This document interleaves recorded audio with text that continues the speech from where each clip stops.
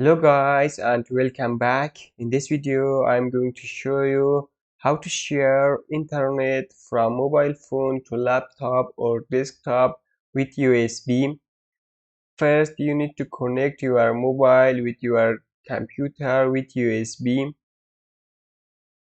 Let's do it. Now I connect with this Galaxy S8. Come to mobile phone, click here. Here is USB for file transfer. Click here.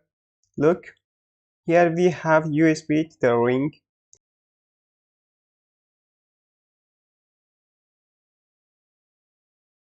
Now active your internet.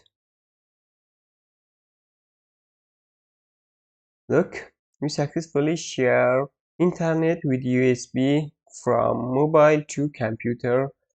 Now let's check this internet. Type here CMD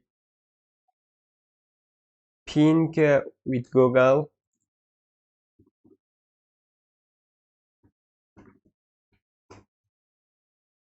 We have communication with Google.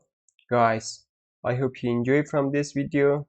Have a good day. See you soon.